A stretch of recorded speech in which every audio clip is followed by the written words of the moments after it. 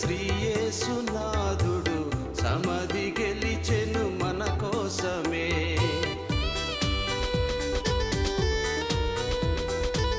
స్వస్థతనిచ్చిన శ్రీయేసునాథుడు సమాధి గెలిచెను మన కోసమే. తెలుసుకో మానవా సిలువ బలియాగము, తెలుసుకో మానవా సిలువ బలియాగము. దివారాత్రులు ధ్యానింతును, దేవుని ప్రేమను చాటింతును. దివారాత్రులు ధ్యానింతును, దేవుని ప్రేమను చాటింతును.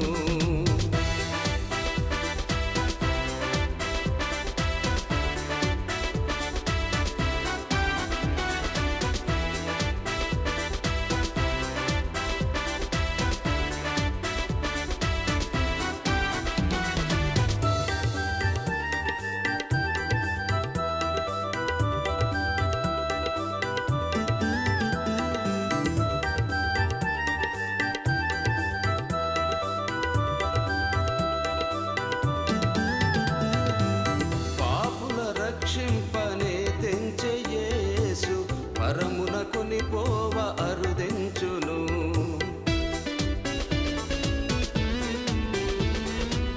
పాపుల రక్షింపనే తెంచె యేసు పరమున కొనిపోవ అరుదెంచును.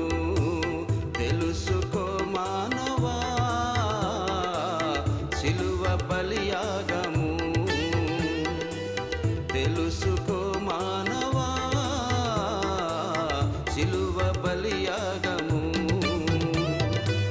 దివారాత్రులు ధ్యానింతును, దేవుని ప్రేమను చాటింతును. దివారాత్రులు ధ్యానింతును, దేవుని ప్రేమను చాటింతును. దేవుని పరిశుద్ధ నామమునకు మహిమ కలుగునుగాక. క్రీస్తునందు ప్రియమైన దేవుని బిడ్డలారా, హోప్ టీవీ విశ్వాసులారా, మీ అందరికీ ప్రభు నామంలో శుభములు తెలియజేస్తూ ఉన్నాం. దేవుని యొక్క మహాకృపను బట్టి, అత్యంత ప్రేమను బట్టి క్రీస్తు పోలికలో క్రీస్తు మాదిరిగా నడవటం అనే అంశములో నుండి విధేయతలో మాదిరి చూపించుట అనే అంశం గురించి ఈరోజు మనం ధ్యానం చేయబోతూ ఉన్నాం. ఈ యొక్క అంశము కొరకై, దేవుని యొక్క పరిశుద్ధాత్మ సహాయం కొరకై ప్రత్యేకంగా ప్రార్థన చేసుకుందాం. అందరూ తలలు వంచి కళ్ళు మూసుకున్నట్లయితే ప్రార్థన చేసుకుందాం. మమ్మలను మిక్కిలిగా ప్రేమించిన మా ప్రియ పరలోకపు రాజా, మీ పాదములకు స్తుతులు స్తోత్రములు చెల్లిస్తూ ఉన్నాం. మీ దయలో, మీ ప్రేమలో ఇంతవరకు మమ్మల్ని కాచి కాపాడి మరొకసారి ప్రభువా నీ వాక్యమును ధ్యానం చేయటానికి, నీ వాక్యమును ప్రభువా మేము మీతో కలిసి వాక్యమును చదువుకొని తద్వారాగా ఆ వాక్యాన్ని అంగీకరించి మా జీవితాల్లో మార్పు చెంది మేము మీ బిడ్డలుగా జీవించే ధన్యతను మాకు అనుగ్రహించమని ప్రార్థన చేస్తూ ఉన్నాను. ఈ విధేయతలో మాదిరి కలిగి జీవించుట అనే అంశమును మాట్లాడబోచుండగా నీ ఆత్మతో నన్ను నింపండి ప్రభువా. మీరే మాట్లాడి మహిమ, ఘనత, ప్రభావములు మీరు పొంది బిడ్డలందరినీ కూడా ఆశీర్వదించమని యేసు నామములో అడుగుచున్నాము తండ్రి, ఆమేన్. క్రీస్తునందు ప్రియమైన దేవుని బిడ్డలారా, విధేయతలో మాదిరి. మన జీవితాల్లో విధేయత అనేది చాలా ప్రాముఖ్యమైనది. బైబిల్ గ్రంథం అంతటిలో ఆది కాండము నుంచి ప్రకటన గ్రంథం వరకు ప్రతి పేజీలో విధేయత అనే మాటను గురించి రాయబడి ఉంటుంది. విధేయత అనగా లోబడుట, లోబడి జీవించుట. దేనికి లోబడాలి, ఎవరికి లోబడాలి, ఎందుకు లోబడాలి అని మనం వాక్యాన్ని పరిశీలన చేసినట్లయితే దేవుని యొక్క వాక్యమునకు లోబడి జీవించుట, లేకపోతే విధేయత కలిగి జీవించుట. యేసుక్రీస్తు వారు ఈ భూమి మీద జీవించినంత కాలంలో ఆయన విధేయత కలిగి ఉన్నారు. బైబిల్ అంతా కూడా 40 మంది ప్రవక్తలు ఈ యొక్క పరిశుద్ధాత్మ ప్రేరేపణ చేత ఈ వాక్యాన్ని రాసి ఉన్నారు. అయితే ఈ పరిశుద్ధ గ్రంథములో దేవుడు ఆయన రాతపూర్వకంగా రాసిన 10 ఆజ్ఞలను, ఆయన మాటలను లోబడి జీవించాలని దేవుని వాక్యము సెలవిస్తూ ఉంది. యేసుక్రీస్తు వారు ఆ మాటలకు, ఆ యొక్క ఆజ్ఞలకు ఆయన విధేయత కలిగి జీవించి ఉన్నారో లేదో లేఖనము ద్వారా మనము దేవుని వాక్యాన్ని పరిశోధన చేసుకుందాం. యోహాను సువార్త 15వ అధ్యాయము 10వ వచనంలో దేవుడు ఈ రీతిగా తెలియచేస్తూ ఉన్నాడు. నేను ఆయన ఆజ్ఞలను గైకొన్నాను, నేను గైకొన్న ప్రకారము మీరును గైకొనండని దేవుడు స్వయంగా తానే సెలవిస్తూ ఉన్నారు. నేను తండ్రి ఆజ్ఞలను గైకొన్నాను, అలాగనే నేను గైకొన్న ప్రకారము మీరును గైకొనమని దేవుడు తండ్రికి విధేయుడుగా జీవించినట్లుగా దేవుని వాక్యము సెలవిస్తూ ఉంది. ఆయన మరి దేవుని యొక్క ఆజ్ఞలను అనుసరించారా, దేవుని యొక్క మాటలకు విధేయత చూపించారా లేదని మనము వాక్యములో పరిశోధన చేసినట్లయితే మత్తయి సువార్త 5వ అధ్యాయము 17వ వచనంలో దేవుడు ఈ విధంగా తెలియజేస్తూ ఉన్నాడు.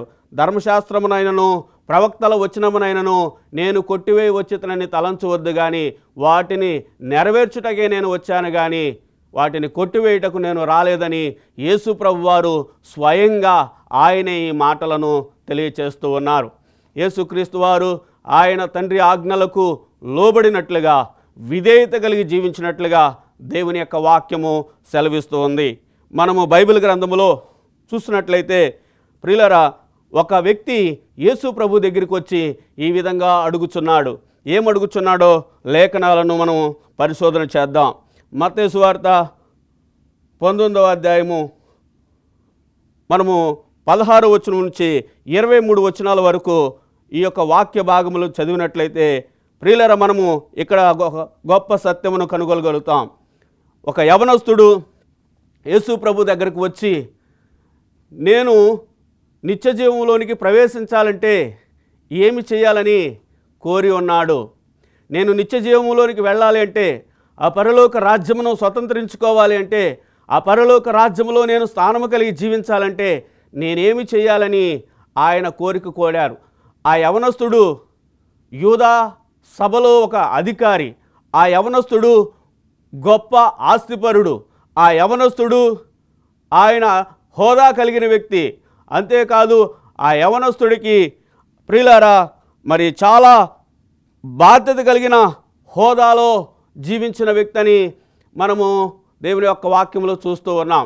అయితే ఆ యవనస్తుడు వచ్చి యేసు ప్రభువారు అంతకుముందు ఆ యవనస్తుడు యేసు ప్రభువారు చిన్నపిల్లలను ఏ విధంగా ప్రేమించారో, చిన్నపిల్లలను ఏ విధంగా ఆయన ప్రేమించినట్లు చూస్తూ ఉన్నారో ఆ ప్రేమను ఈయన కూడా పొందాలని, ఆ కృపను ఈయన కూడా పొందాలని ఈ యవనస్తుడు పరిగెత్తుకుంటా వచ్చి యేసు ప్రభు దగ్గరికి వచ్చి ఈ ప్రశ్న వేస్తూ ఉన్నాడు.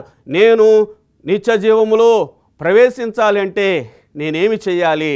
ఆ పరలోక రాజ్యములో వారసుడిని కావాలంటే నేనేమి చేయాలని అడిగినప్పుడు యేసు ప్రభు వారు చెప్తున్నారు, నీవు నా ఆజ్ఞలను గైకొనమని చెప్తూ ఉన్నారు, నా ఆజ్ఞలకు లోబడమని చెప్తూ ఉన్నారు, నా ఆజ్ఞలకు విధేయత కలిగి జీవించాలని దేవుని వాక్యము మనకి స్పష్టంగా తెలియచేస్తూ ఉంది. ప్రియులారా, ఈ దినమందు దేవుని వాక్యాన్ని మనం పరిశీలన చేసినట్లయితే, దేవుని వాక్యమును మనం చదివినట్లయితే ఆ యవనస్తుడు దేవుని యొక్క ఆజ్ఞలను నేను ఇవన్నీ కూడా పాటిస్తూ ఉన్నానని లేఖనము ద్వారా మనం తెలుసుకుంటూ ఉన్నాం.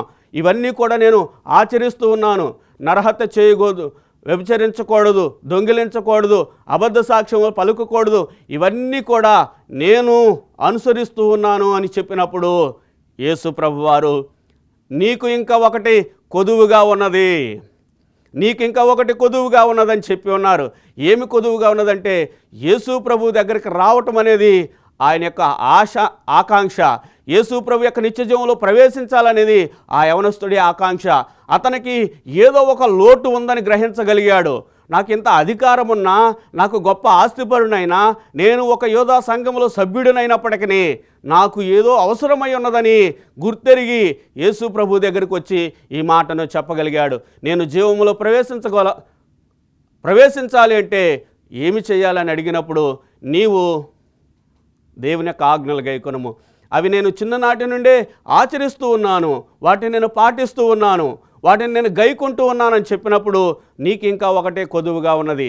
ఏమి కొదువుగా ఉన్నదంటే, నీవు నీ ఆస్తిని విడిచిపెట్టి నన్ను వెంబడించు, నా సేవలో పని ఉపయోగపడు, పశ్చాత్తాపము కలిగి మార్పు కలిగి జీవించు.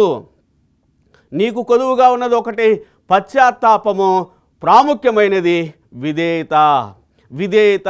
నీవు ఆజ్ఞలు పాటిస్తున్నానని చెప్తున్నావు, కానీ ఆజ్ఞలకు పరిపూర్ణమైన విధేయత నీలోకి రాలేదు.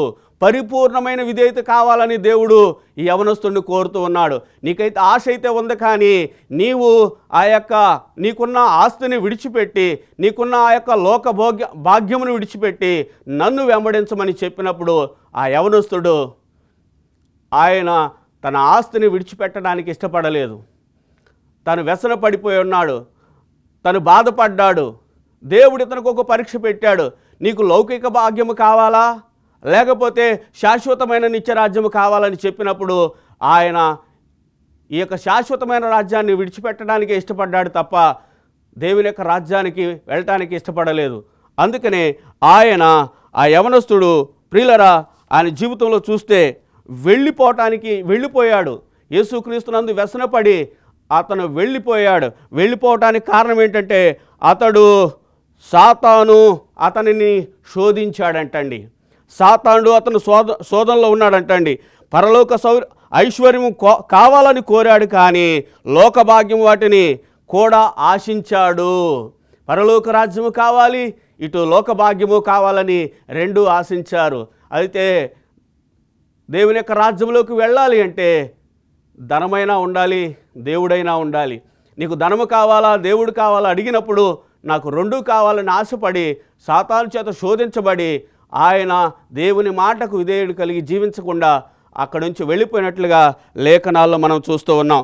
ప్రభువు అంటున్నాడేమని, నాకున్నదంతా నీ సొత్తు, నాకున్నదంతా నీది అనేవారు మాత్రమే దేవుని కుమారులుగా కుమార్తెలుగా దేవుని యొక్క బిడ్డలుగా వారు జీవిస్తారని ఎల్ఎన్జి వైటమ్ గారు యుగయుగాల ఆకాంక్ష అనే పుస్తకములో తెలియచేస్తూ ఉన్నారు. క్రీస్తునందు ప్రియమైన దేవుని బిడ్డలారా, ఈ యొక్క వాక్య భాగంలో మనం చదివినట్లయితే ఈ యవనస్తుడు దేవుని యొక్క ఆజ్ఞలు అయితే అనుసరిస్తూ ఉన్నాడు, కానీ అవి పరిపూర్ణమైన విధేయత అతనిలో లేదు. విశ్వాసం అయితే కలిగి ఉన్నానని అనుకుంటున్నాడు, విధేయతకు పరిపూర్ణతలోనికి రాలేకపోయాడు. అందువలనే ఆయన వెళ్ళిపోవటం జరిగింది. ఈ రోజున నీ జీవితంలో, నా జీవితంలో కూడా మనకు విశ్వాసం ఉంది, దేవుని ప్రేమ ఉన్నది, నేను ఆజ్ఞలు గైకుంటున్నాను అనుకుంటూ పరిపూర్ణంగా వాటిని గైకొనలేని స్థితిలో ఉన్నామేమో మనం పరిశీలన చేసుకోవాల్సిన అవసరత ఎంతైనా ఉంది. యాకోబు రాసిన పత్రిక 2వ అధ్యాయము 10వ వచనంలో దేవుడు చెప్తున్నాడు, ఆజ్ఞలన్నింటినీ పాటించి ఒక్క ఆజ్ఞ విషయంలో మీరు తప్పిపోయిన ఎడల ఆజ్ఞలన్నిటిలో అపరాధులవుతారని దేవుని వాక్యము మనకు స్పష్టంగా తెలియచేస్తూ ఉంది ప్రియులరా. అయితే యేసుక్రీస్తు వారు ఏమంటున్నాడో చూడండి, ఆయన మీరు నన్ను ప్రేమించిన ఎడల నా ఆజ్ఞలను గైకొందురు. యోహాను సువార్త 14వ అధ్యాయము 15వ వచనంలో యేసుప్రభువు వారు స్పష్టంగా చెప్తున్నారు, మీరు నన్ను గనక ప్రేమిస్తే నా ఆజ్ఞలు గైకొంటారు, నా ఆజ్ఞలు గైకొంటే నా యందు విశ్వాసం కలిగి జీవిస్తారు. కనుక దేవుడు స్వయంగా నేను తండ్రి ఆజ్ఞలకు విధేయుడినై జీవించాను, తండ్రి మాటలను నేను గైకొన్నాను, తండ్రి చెప్పినట్లుగా ప్రతి మాటకు విధేయుడిగా జీవించాను, ఆయన చిత్త ప్రకారంగా నేను జీవించడానికే ఈ లోకానికి వచ్చానని చెప్పాడు తప్ప ఆయన నాకిష్టం వచ్చిన జీవితాన్ని జీవించడానికి రాలేదని దేవుని వాక్యము మనకి స్పష్టంగా తెలియచేస్తూ ఉంది. అయితే యోహాను సువార్త 1 యోహాను పత్రిక 2వ అధ్యాయము 3-4 వచనాల్లో మనము ఆయన ఆజ్ఞలను గైకొనుటయే దేవుని ప్రేమించుట, ఆయన ఆజ్ఞలు భారమైనవి కావు.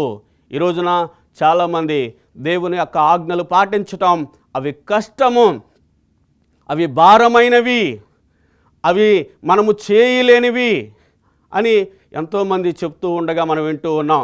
కానీ బైబిల్ వాక్యమునకు విరుద్ధముగా ఈ మాటలు పలుకుతూ ఉన్నారు. బైబిల్ ఏం రాయబడిందంటే, దేవుని ఆజ్ఞలు భారమైనవి కావు, అవి కష్టమైనవి కావు, అవి మోయలేనివి కావు, అనుసరించే వారికి అవి తేలిక. దేవుని మాటకు లోబడే వారికి అవి ఎంతో సులువైనవని దేవుని యొక్క వాక్యము మనకి స్పష్టంగా తెలియజేస్తూ ఉంది.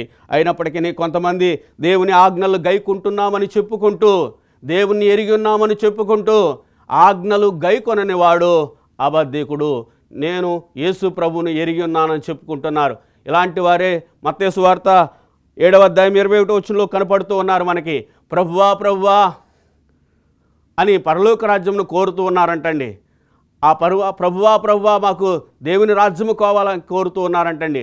అటువంటి వారందరూ మేము మీ నామమున దెయ్యాలు వెళ్ళగొట్టాము, మీ నామమున అద్భుతాలు చేశాము, మీ నామమున ప్రవచనాలు చెప్పాము, మీ నామమున స్వస్థతలు చేశాము, ఎన్నో అద్భుత ఆశ్చర్య కార్యములు మేము జరిగించి ఉన్నాము, మేమే దేవుని రాజ్యంలో ఉండేది అనుకుంటూ మేము యేసు ప్రభుని ఎరిగి ఉన్నామని చెప్పుకుంటున్న ప్రియమైన దేవుని బిడ్డలారా, సహోదరి సహోదరులారా, వాక్యాన్ని గమనించినట్లయితే అక్కడ కూడా చెప్తున్నారు, మీరెవరో నాకు తెలియదు, నేను మిమ్మలను ఎన్నడూ ఎరగను తెలియదు అనే మాట చాలా భయంకరమైన మాట.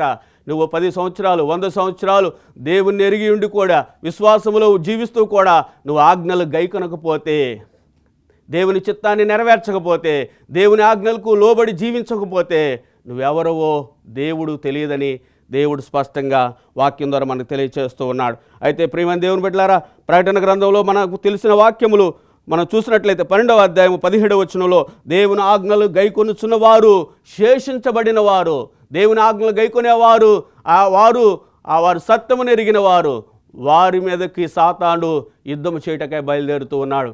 దేవుని ఆజ్ఞలు కొట్టివేయబడుతున్నాయని ఈ యొక్క సమయాల్లో దేవుని వాక్యమునకు దేవుని ఆజ్ఞలకు విధేయులు కలిగి జీవించాలని యేసు ప్రభువారే స్వయముగా ఆయనే, నేను దేవుని యొక్క ఆజ్ఞలకు లోబడి ఉన్నాను, వాటిని నెరవేర్చడానికి నేను వచ్చాను, వాటిని నేను కొట్టివేయటానికి రాలేదు, వాటిని నేను తీసివేయటానికి రాలేదు, వాటిని నేను ఎత్తివేయటానికి రాలేదని యేసు ప్రభువారే ఆయన వాక్యం ద్వారా తెలియచేస్తూ ఉంటే, ఈనాటి కాలంలో అనేక మంది దైవజనులు, అనేక మంది విశ్వాసులు యేసుక్రీస్తు వారు ఆజ్ఞలు కొట్టివేశాడని చెప్పి నమ్ముతూ ఉన్నారు.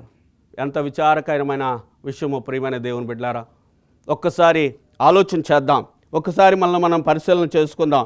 బైబిల్లో దేవుడు ఈ విధంగా సెలవిస్తూ ఉన్నాడు. ఏమనంటే ప్రకటన గ్రంథం 22వ అధ్యాయము 14వ వచనంలో దేవుడు ఈ మాటలను తెలియజేస్తూ ఉన్నాడు. ఆయన ఆజ్ఞల ప్రకారం నడుచువారు ఆశీర్వదించబడుదురు. దేవుని యొక్క ఆజ్ఞల ప్రకారం జీవించేవారు ఆశీర్వదించబడతారని దేవుని వాక్యం సెలవిస్తూ ఉంది. దేవుని ముందు సంపూర్ణులుగా శుద్ధీకరించబట్టుకు చట్టమును కాపాడేవారే దేవుని ఆజ్ఞలు గైకొనేవారు.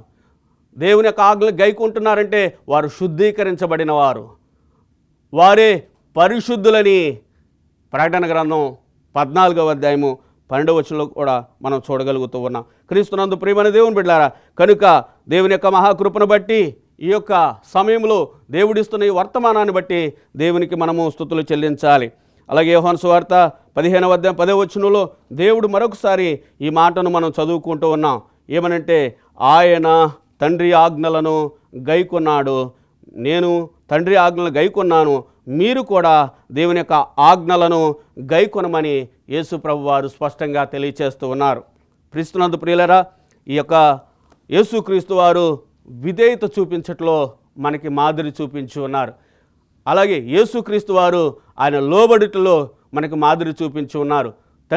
తండ్రికి ఏ విధంగా ఆయన ఆజ్ఞలను లోబడి జీవించి వాటిని గైకొన్నారో, నెరవేర్చారో, ఆ రీతిగానే క్రీస్తునందు విశ్వాసం ఉంచిన వారు, క్రీస్తు మాదిరిలో నడవాలనుకున్న వారు, క్రీస్తు యొక్క విధేయతలోనికి రావాలనుకున్న వారు ఖచ్చితంగా దేవుని యొక్క ఆజ్ఞలను, దేవుని మాటలను గైకొనాలని దేవుడు కోరుచు ఉన్నాడు. అంతేకాకుండా దేవుని వాక్యములో మరొక సత్యాన్ని మనం గమనించినట్లయితే, ప్రియమైన దేవుని బిడ్డలారా, 10 ఆజ్ఞలు స్వతంత్రమునిచ్చు చట్టమని పిలువబడుచున్నాయి. విధేయత ఉన్న ఎడల పాపము నుండి విముక్తి, మరణము నుండి విడుదలని దేవుని వాక్యం సెలవిస్తూ ఉంది. ప్రభునందు ప్రియులరా, మనము స్వతంత్రము చట్టం అనేది ఒకటి ఉన్నది. ఆ చట్టమునకు మనము లోబడిన ఎడల, విధేయత కలిగిన ఎడల, లోబడి జీవించిన ఎడల మనకు విముక్తి, మనకు విమోచన, అంతేకాదు మరణము నుండి విడుదల కలుగుతుంది. ఏ మరణం అంటే అది రెండవ మరణము, అగ్నిగుండము నుండి, ఆ శిక్ష నుండి దేవుడు మనను తప్పిస్తానని వాగ్దానం చేస్తూ ఉన్నాడు. క్రీస్తునందు ప్రియమైన దేవుని బిడ్డలారా, ఈ వాక్యాన్ని మనం పరిశీలన చేసినట్లయితే పాపము నుండి విముక్తి మనకి ఎక్కడ దొరుకుతుందంటే అది దేవుని యొక్క ఆజ్ఞల ద్వారా. మరణము నుండి మనకి విడుదల ఎక్కడ కలుగుతుందంటే అది దేవుని యొక్క ఆజ్ఞలకు లోబట్టు ద్వారా. చాలామంది పాపము అనగా ఆజ్ఞను అతిక్రమించటమే. ఆజ్ఞను అతిక్రమించటం అది మరణానికి దారితీస్తూ ఉంది. ప్రియమైన దేవుని బిడ్డలారా, ఆ నిత్య నరకానికి లేకపోతే ఆ శిక్ష నుండి తప్పించుకోవాలంటే యేసుక్రీస్తు మాదిరి చొప్పున యేసుక్రీస్తు వారి విధేయత ఏ విధంగా నడిచారో ఆ విధంగా నడవాలని దేవుడు మనకు తెలియచేస్తూ ఉన్నాడు, హెచ్చరిస్తూ ఉన్నాడు.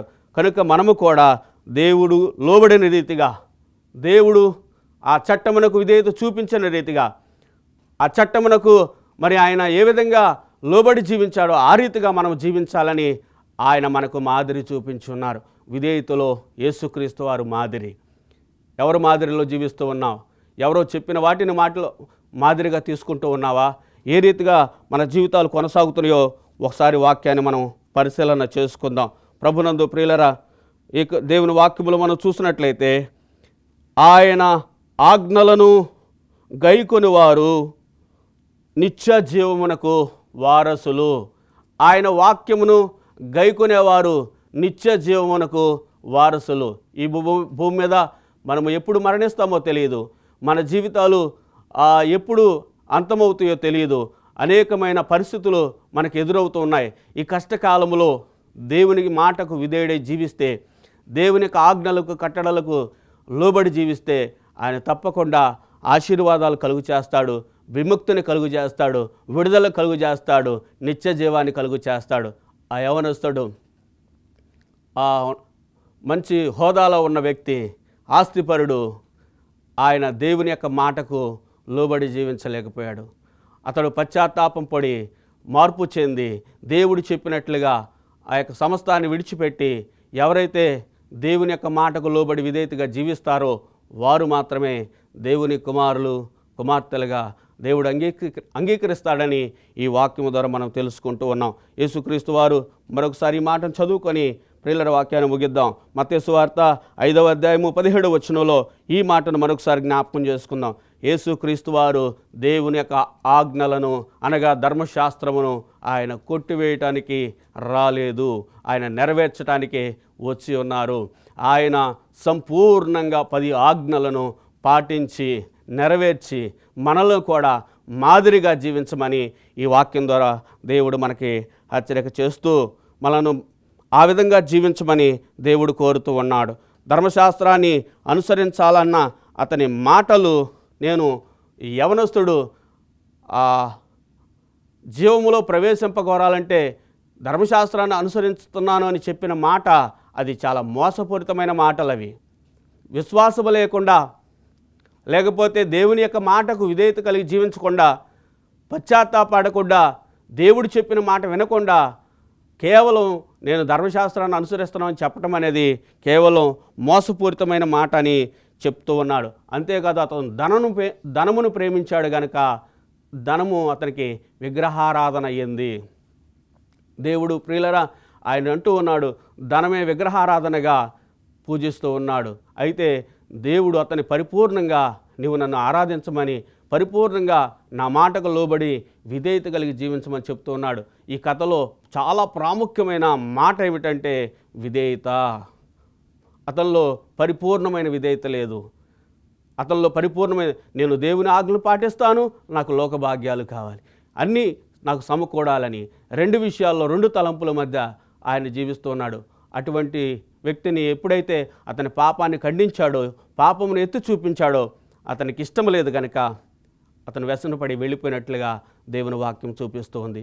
యేసుక్రీస్తు వారి మాదిరిగా మనము కూడా జీవించి ఆయన రాజ్యంలో ప్రవేశించాలని మనసారా కోరుతూ, ఈ మాటలు విన్నవారు ప్రతి ఒక్కరూ కూడా పరిపూర్ణమైన విధేయత కలిగి జీవించాలని కోరుచు దేవుడు మనలను, మన కుటుంబాలను దీవించమని ప్రార్థన చేసుకుందాం.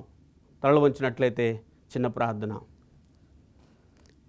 మహాగణుడువు, మహోన్నతుడువు, ప్రేమ కలిగిన తండ్రి, మీ పరిశుద్ధమైన ఘనమైన నామానికి స్తుతులు స్తోత్రాలు చెల్లిస్తూ ఉన్నాం ప్రభువా. ఇదిగోనేవా క్రీస్తు పోలికలు, క్రీస్తు మాదిరిగా నడవటానికి మరొక అంశాన్ని మా ముందు ఉంచి ఉన్నారు ప్రభు, నీకు వందనాలు. క్రీస్తు ప్రభువారు ఈ లోకంలో జీవించినప్పుడు తండ్రి ఆజ్ఞలకు విధేయులయ్యి ఆయన జీవించిన ప్రకారం మీరు కూడా జీవించమని చెప్పి ఉన్నారు. ఆయన శిష్యులమైన మేమందరము, ఆయన బిడ్డలైన ప్రతి ఒక్కరు కూడా దేవుని ఆజ్ఞలు పరిపూర్ణంగా అనుసరించి వాటిని పాటించి నీ నిత్య జీవాన్ని పొందే భాగ్యము నాకును మాకును ఈ మాటలు విన్న ప్రతి ఒక్కరికి దయచేయమని, పరిశుద్ధాత్మదేవ నీవే లోబడే మనసును మా అందరికి దయచేయమని యేసు నామములో అడుగుచున్నాము తండ్రి. ఆమేన్.